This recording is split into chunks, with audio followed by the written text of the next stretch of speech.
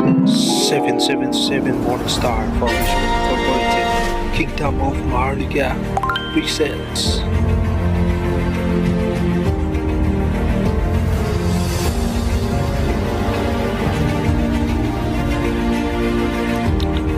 Meet the Real Jesus.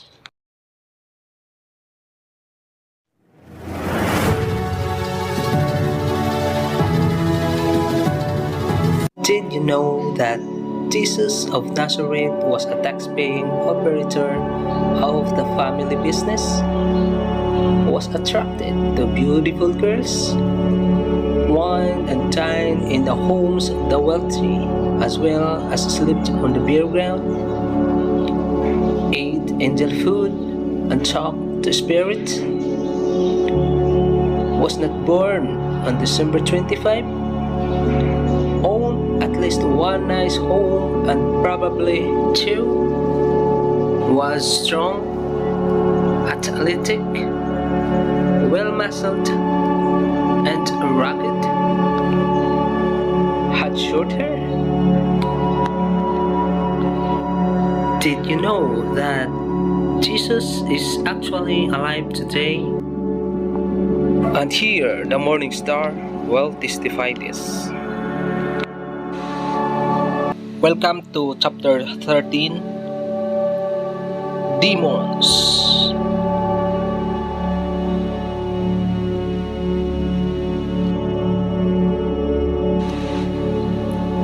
Santiago 2:19. Ikaw ay sumasampalataya na ang Diyos ay isa.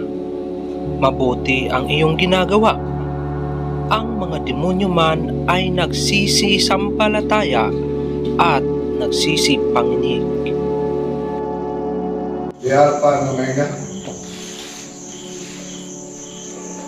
We are now in chapter 13. The demon. The fight a good fight between the darkness and the light. You just shop around any bookstore and you can easily be convinced that the general public accept the fact that there is a devil and demon also. Sometimes it seems that whole section of bookstores are given over to materials of witchcraft, demonism, satanism, demon possession, astrology, extraterrestrial phenomena, psychic phenomena, and every other assorted study of supernatural. The Bible is filled with many eyewitness accounts about Jesus' direct encounter with Satan himself, as well as with many of demons. Jesus Christ of Nazareth not only came to this earth in human fleshly form in order to atone for the sin of the masterpiece of creation, the humankind, but also to qualify for future world rulership. To do so, he had overcome the influence and the greed of the present evil world ruler, Satan the devil. Satan is admitted throughout the page of the New Testament to be the God of this world. You can read in 2 Corinthians 4:4. At binulag ng Diyos ng sanlibutan ito ang mga pag-iisip ng mga hindi nagsisisampalataya upang sa kanila'y huwag sumilang ang kaliwanagan ng Ebanghelyo ng kaluwalhatian ni Kristo na siyang larawan ng Diyos. The Prince of Power of the World in Ephesians 2:2.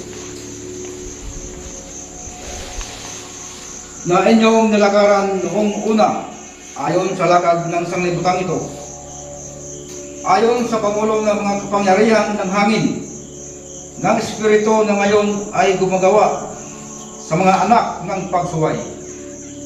And the spirit of disobedience that now work throughout human society. Evil and created being, created out of spiritual essence, and given spirit life through divine act of the Creator God. They therefore will exist in perpetuity. The Bible reveals Satan is eternal and will not be destroyed in the sense of human or physical destruction as we might conceive of it, but will apparently live on for all eternity in the blackness of darkness forever within the endless black hole.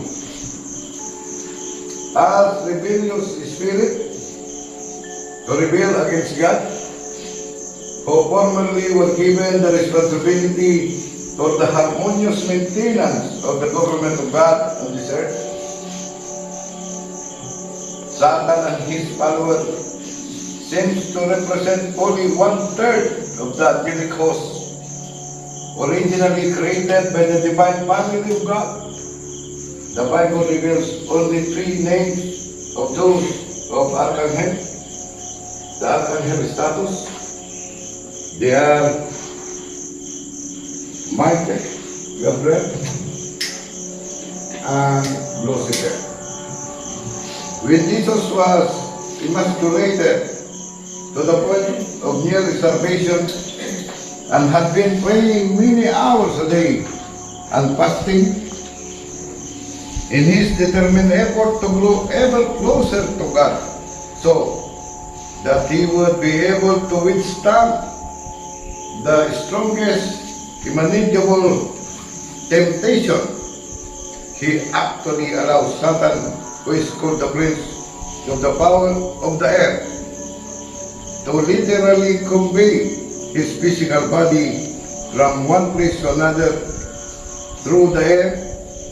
The Bible claims Jesus was actually picked up and taken to pinnacle of one of the temple buildings, that he was taken to the top of the Mount of Hermon, and that the encounter with Satan took place over an area of several hundred miles, ending finally in the wilderness where it had begun.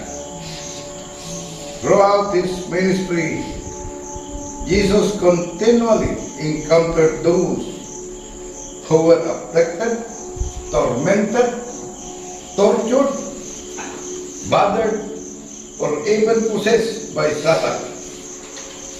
Demon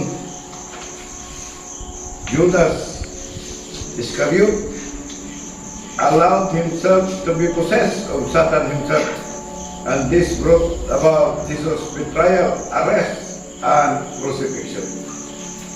Never once did Jesus advertise to the general public that he was coming to that village or this town for the purpose of casting out demons or performing great signs and wonders.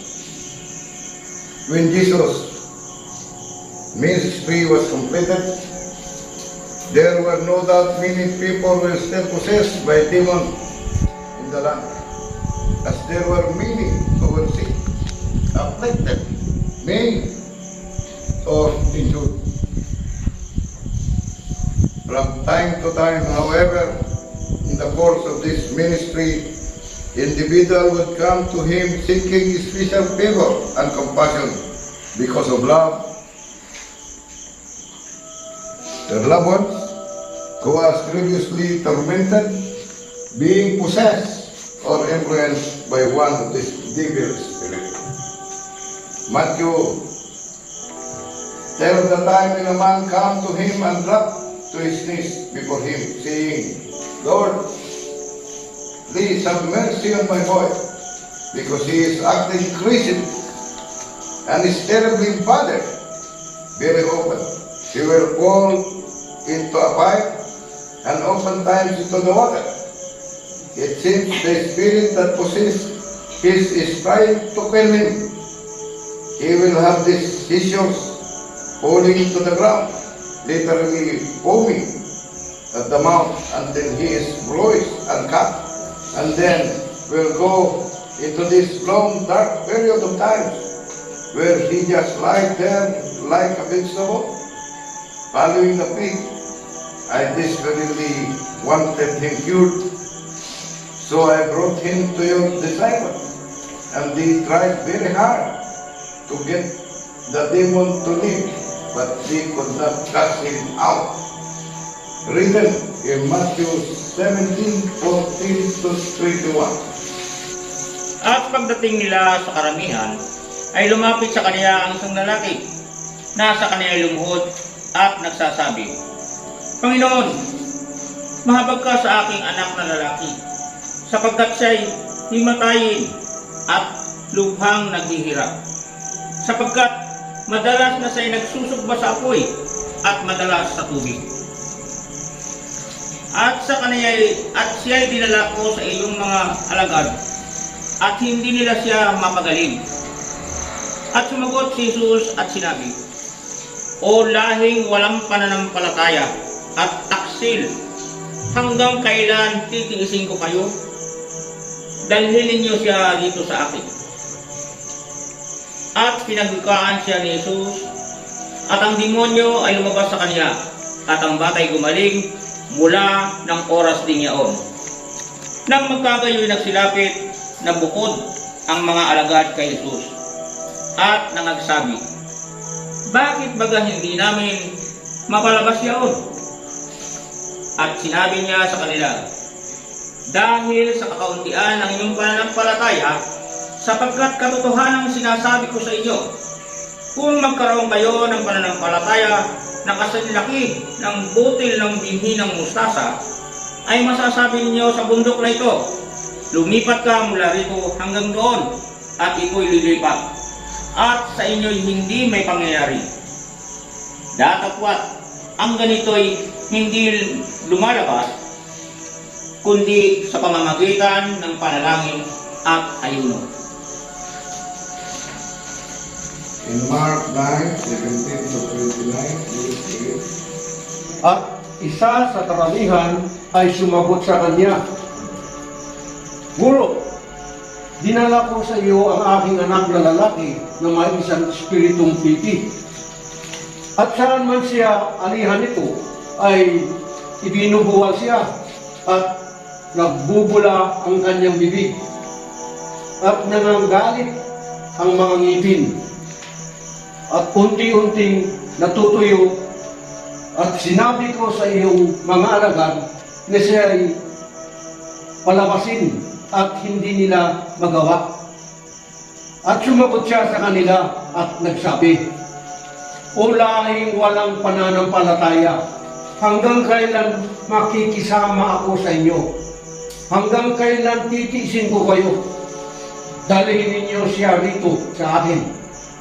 At dinala nila siya sa kanya, at pagkakita niya sa kanya ay pagdakay, pinangangatal siyang lubha ng espiritu. At siya'y nalugmok sa lupa at nagpagulong-gulong na bumubula ang kanyang bibig. At tinanong niya ang kanyang ama, kailan pang panahon nangyayari sa kanya ito? At sinabi niya mula pa sa pagkabata. At madalas na siya ay inihahagi sa apoy at sa tubig upang siya'y patayin. Datapwat kung mayroon kang magagawang anumang bagay, ay maawa ka sa amin at tulungan mo kami. At sinabi sa kanya ni Jesus, kung kaya mo, ang lahat ng mga bagay ay may pangyayari sa kanya na mananampalataya. At pagdakay sumigaw ang ama ng bata at sinabi, nananampalataya ako, tulungan mo ang kakulangan ko ng pananampalataya. At nang makita ni Jesus na dumarang siyang tumatakbo ang karamihan, ay pinabiwakan niya ang karamal-dumal na espiritu na sinasabi sa kanya, ikaw bingi at piping espiritu, inuutos ko sa iyo na lumabas ka sa kanya at huwag ka nang pumasok na muli sa kanya. At nang makapagsisigaw at nang siya'y mapangatal na mainam, ay lumabas siya at ang batay naging anyong patay, na ano pat marami ang nagsabi, siya'y patay. Datapwat hinawakan siya ni Jesus sa kamay at siya'y ibinangon at siya'y nagtindig. At nang pumasok siya sa bahay ay tinanong siya ng lihim ng kanyang mga alagad, paano ito na siya'y hindi namin napalabas? At sinabi niya sa kanila, ang ganito ay hindi mapapalabas ng anuman maliban sa pamamagitan ng panalangin. In Luke 9:38-42, please read. At narito, isang lalaki sa karamihan ay sumisigaw na nagsasabi, Guro, ipinamamanhik ko sa iyo na iyong tingnan ng aking anak na lalaki, sapagkat siya'y aking bugtong na anak. At narito, inaalihan siya ng isang espiritu, at siya'y biglang nagsisigaw, at siya'y nililiglig na pinabubula ang bibig. At bahagya ng siya'y hiwalayan na siya'y totoong pinasasakitan. At ipinamamanhik ko sa inyo, mga alagad, na palabasin niya, at hindi nila nagawa. At sumagot si Jesus na nagsabi, O lahing walang pananampalataya at taksil, hanggang kailan makikisama ako sa inyo at magtitiis sa inyo? Dalhin mo rito ang anak mo. At samantalang siya'y lumapit, ay ibinuwal siya ng demonyo at pinangatal at mainam. Datapwat pinagwikaan ni Jesus ang karmal-dumal na espiritu at pinagaling ang bata at sinauli siya sa kanyang ama. Jesus sighed deeply and said aloud to the disciples that were there, O faithless generation, how long I am going to be with you?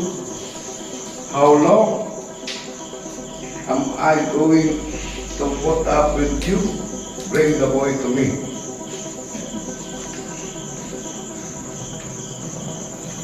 They brought the boy to him, and at the instant the devil spirit saw Jesus, he recognized exactly who he was and threw the boy into particularly violent fit.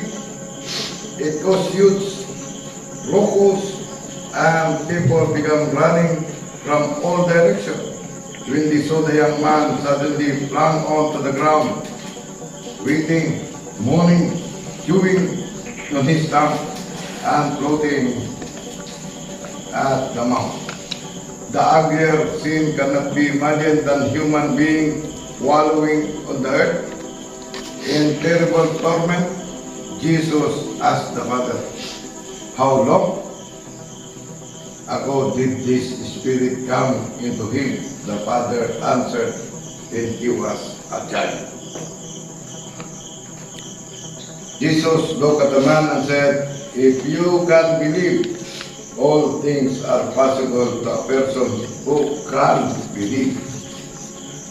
The father terribly distraught, and seeing the son on the ground, broke up with tears in his eyes and trembling voice said, Lord, I believe, help me with my unbelief.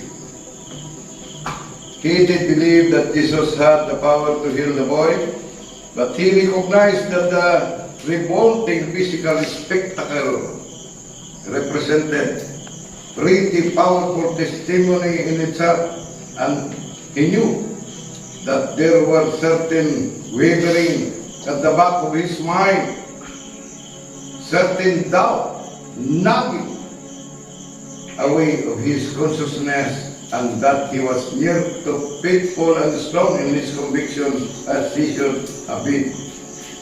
This statement, while I do not wish to weigh mumbling over, it is nevertheless a beautiful example for those who are willing to pray to God today, and who are ashamed to call out to God and ask, help me with my unbelief. Even after this command, the Spirit yelled loudly through the vehicle of the boy's own voice and threw him into even more violent pit, and then left the boy lying on the ground as if a total coma. A lot of people began to murmuring that he was probably dead, but Jesus reached down and taking the boy by the hand, drew him to his feet, whereupon the boy began seems to still look around wonderingly and began to flex his muscles and straighten his clothes, brushes the dust and twig from the garment, and picks his hair, no doubt wondering what in the world had taken place. Later, in the private, the disciple rather sheepishly wondered why he had not been able to cast the demon out. They were not about to confess this in public, and were no doubt charging when the father had said so openly that they had been unsuccessful in previous attempts to exercise the Spirit. Jesus gently rebuked them by telling them there were some demons that were far more tenacious than others. This illustrating that demons are individual creatures, and spirit beings who have different kind of personality and different degrees of stubbornness and strength. He said, this kind of violent demon, which is able not only to convulse the body, but also to cause the air to be stopped up and the tongue to be blocked, will not be cast out except through fervent prayers and fasting. Even the use of the word lunatic in the Old King James Version shows the popular concept of the person who was struck by the moon or moon struck when he was mentally disabled, that believing in affliction was more from astrological source, attributing a certain mystical power of the moon than from the demon Latin luna, provide the etymological basis for lunatic, which means moon. One occasion, Jesus was up in the vicinity of Taipei and Ceylon, along the Sinophonian seacoast, when a woman of Canaan, a Greek-speaking native of the old Phoenician area, was visiting his disciple. Perhaps they were walking along through marketplace shopping for some food to eat, to take along to the coast where they could sit down for a few hours, relaxation and casual conversation, listening to the boom of the surf and enjoying the bright blue day. When a woman kept asking first one and then the other of the large group of men who were walking among the bazaar and shop of the marketplace, shopping to examine first this and then that article, which one of Jesus Christ of Nazareth, the one who is able to do all the healing, and this spirit, you have got to put him out to me because I need help. I am the spirit, you have got to point him out to me because I need help. What do you want? One of his disciples asked. My daughter is terribly tormented, and I believe it is a demon, and I have the guts to get some help. She is suffering terribly. Looking back over the soldiers, perhaps Peter, John, and others saw the growing mob of people around.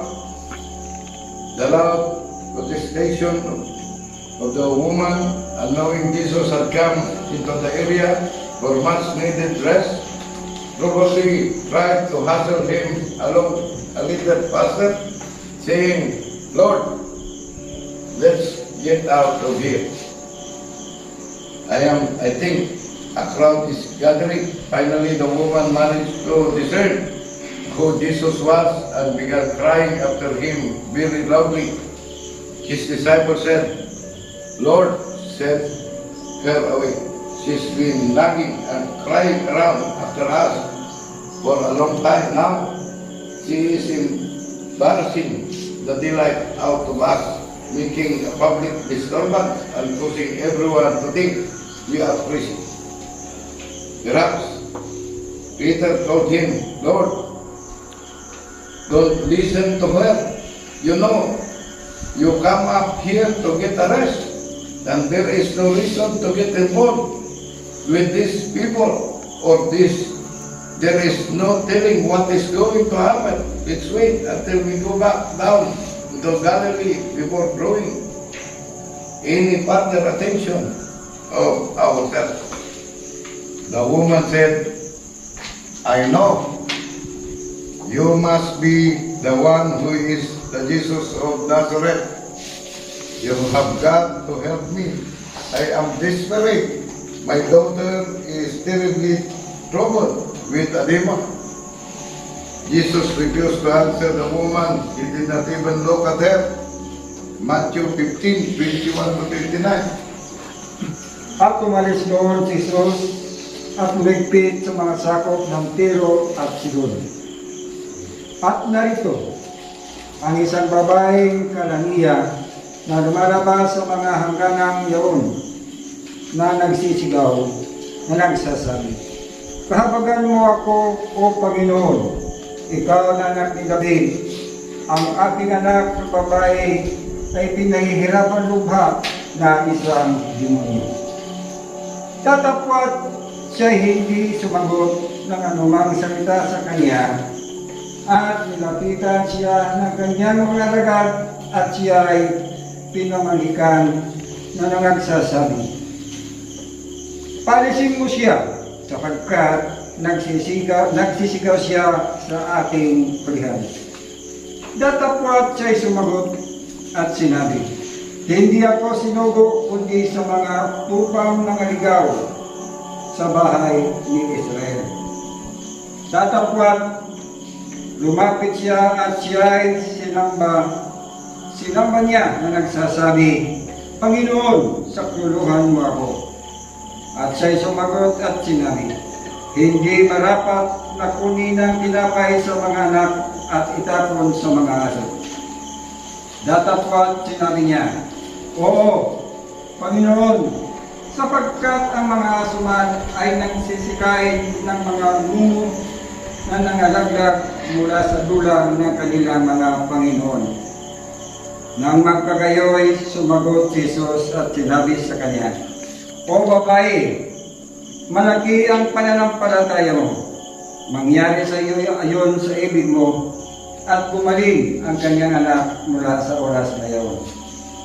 At umalis si Jesus doon at naparoon sa tabing dagat ng Galilea at umahon sa bundok at naupo doon. The woman kept insisting, and finally Jesus turned to her and said, I am sent not only to the lost sheep of the house of Israel. This is surely reinforced the disciple attitude that she was nothing but a complete nuisance. Yet she persisted, clutching his garment. She knelt before him in worship, bowed her head and said, Lord, help me. Jesus looked down at the woman, seeing her shaking shoulder, and said, It isn't right to take the children's food and cast it to the dogs. This eyewitness account should be shocking proof concerning the true character and identity of the real Jesus. Jesus' refusal to even answer the woman thus squarely against the grain of those who, like Judas, wanted to create Jesus in their own image. Jesus who would never refuse anybody at anything. This is popular. Jesus would have emptied every graveyard inside, healed every illness, cast out every demon, and would never have refused a single request for aid from anyone. Yet, the real Jesus did refuse to even listen to the woman initially, and had it not been for her own tenacity, and especially her faithful answer to the question she was asked. The account in Matthew clearly indicates that the real Jesus would have solidly refused to have helped the woman's daughter. The Bible account says that exactly what he said first. He refused to answer her, and all she had to fight her way forward through the disciple until she finally discovered which one was Jesus. Then she had to kneel before him and beg him to help her. Still he refused. Rather, he gave her the statement that he came only to the lost sheep of the house of Israel, and then give her the pleasant analogy of taking the food from the table of the children of the household, and then instead of giving it to them, throwing it to the master table.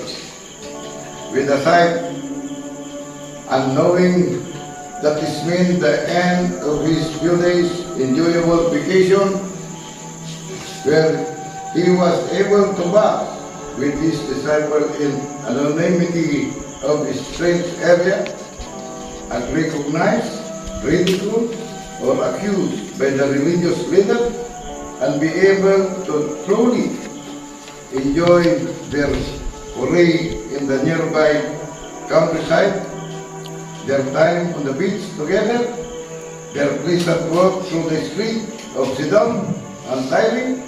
Jesus nonetheless relented. He said, Why, lady, your faith is really great. It will be unto you exactly as you believe.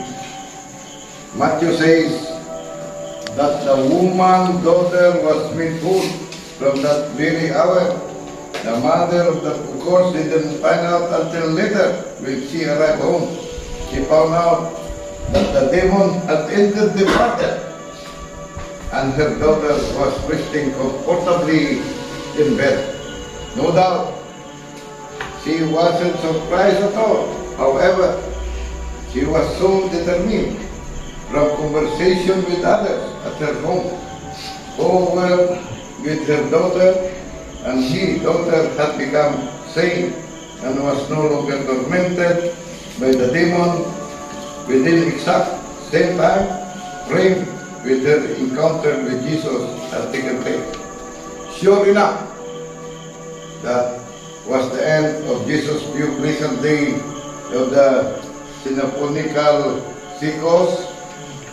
Jesus departed from them and come near to the Sea of Galilee and went up to the mountain and sat down there in Matthew 15:29. At umalis si Jesus doon. At naparoon sa tabi ng dagat ng Galilea. At umahon sa bundok. At naupo doon.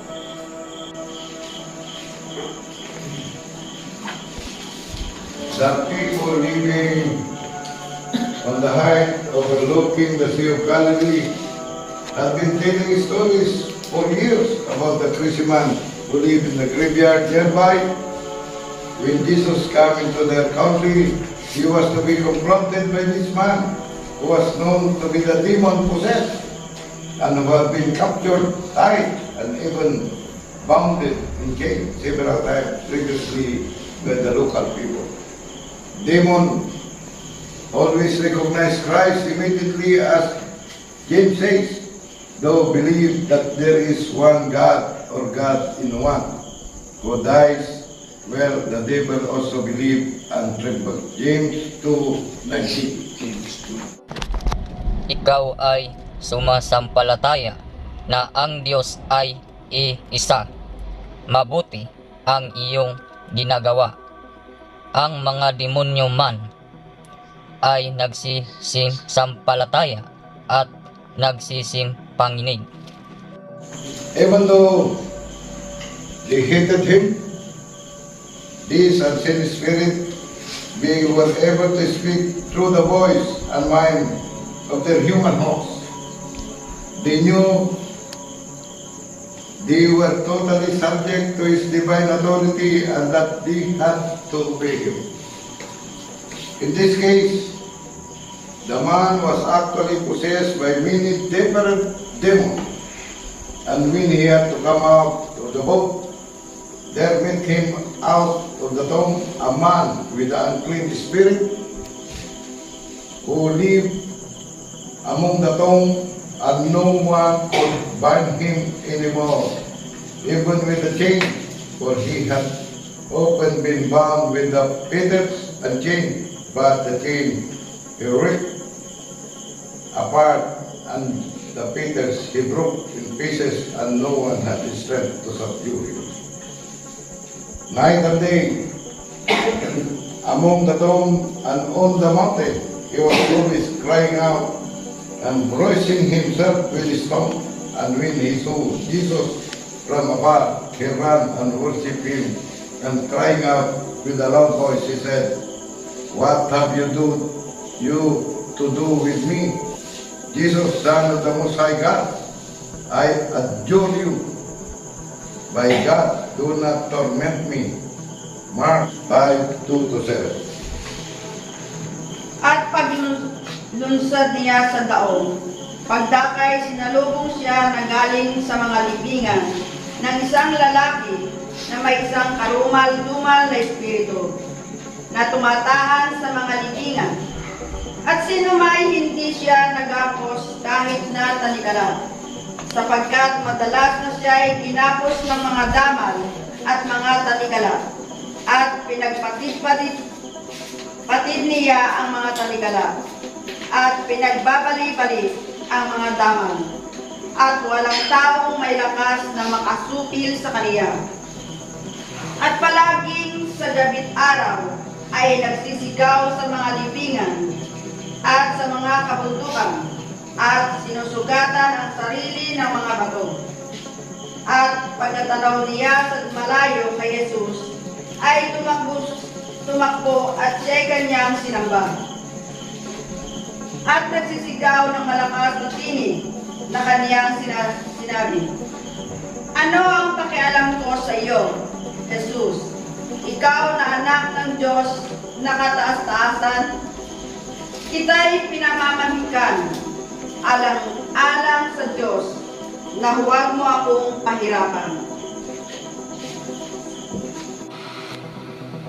This was spoken in sarcasm, saucily, and contemptuously, even though the demons were forced to admit to Christ of their true identity, were their sarcastic implication that Jesus would torment them was coupled with fear of being commanded to go out into the deep.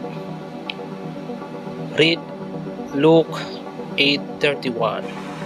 At ipinamamanhig nila sa kaniya na huwag silang paparoonin sa kalalim-laliman.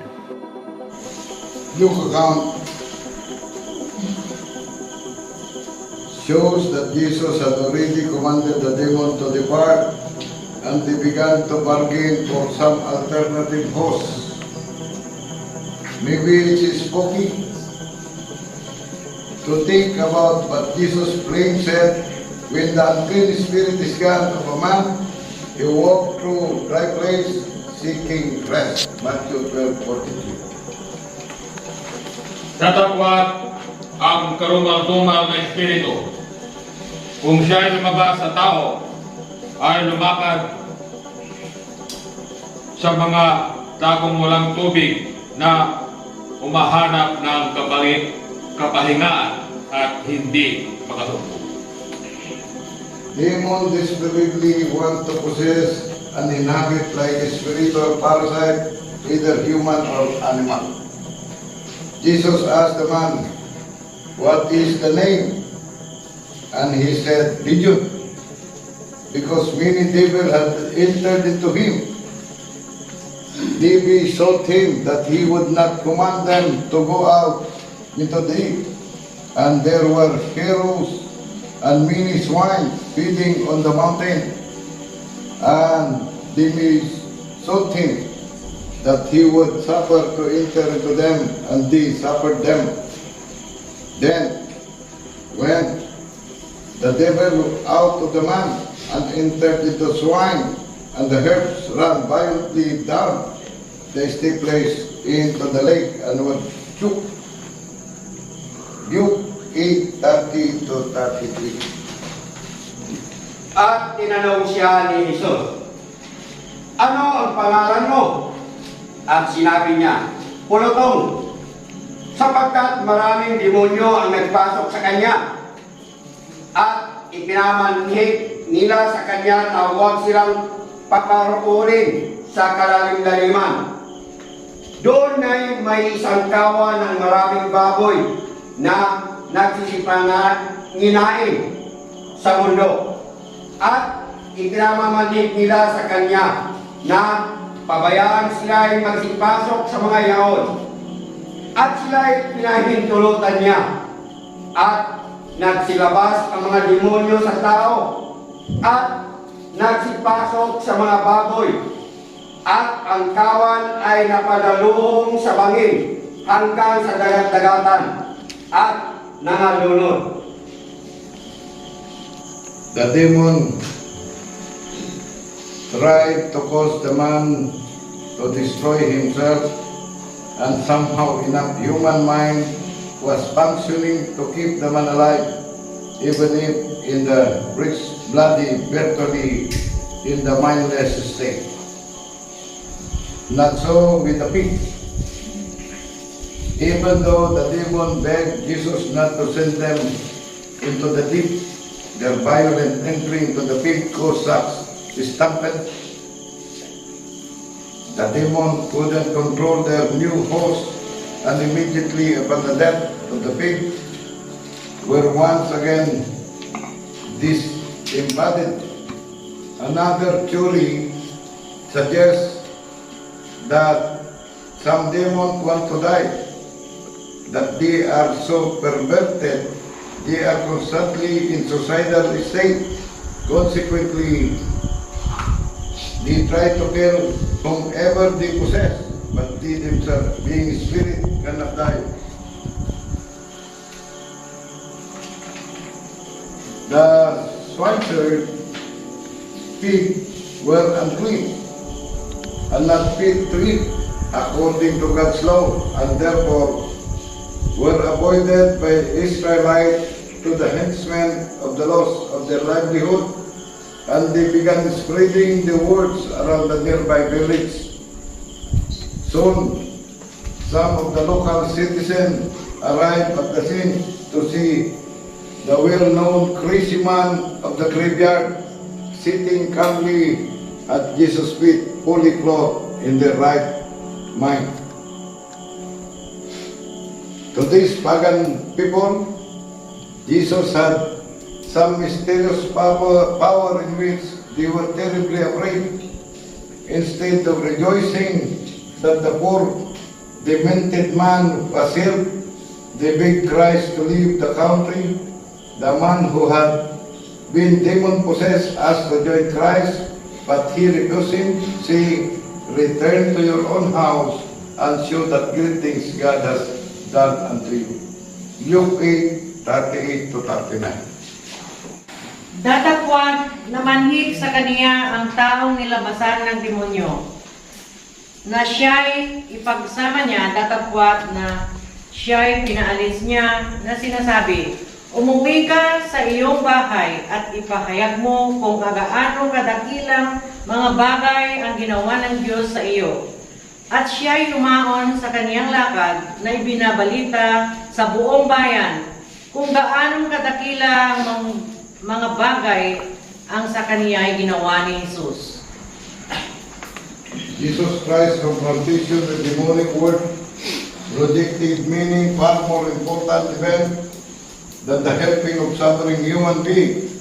His ability to command the evil demonic spirit, as demonstrated by the casting them out of human mind, witness to the fact that He, Jesus, is Lord and ruler of even the spiritual world. This once again reinforced the fact that in His pre-human life of the Old Testament was the Word Creator, being He who had originally created all the spirit beings, and Jesus' confrontation with the demon during His physical life foreshadows the time when He is the King of Kings and the Lord of Lords, will take control of the entire earth and subject all the demons to the direct control, binding them with Satan for 1,000 years. To God be all the glory, greatness, honor, and praises forever and ever. So I recommend for you to know the real Jesus, so that we will not be bewildered by the devil. Click subscribe in the Juris TV. Thank you very much for honoring the 77 Morning Star Foundation Incorporated. We continue to teach you the ultimate truth about Jesus Christ. Thank you, thank you. Subscribe, click in the Juris TV. Share. Thank you. Good day to each and everyone. God bless you all.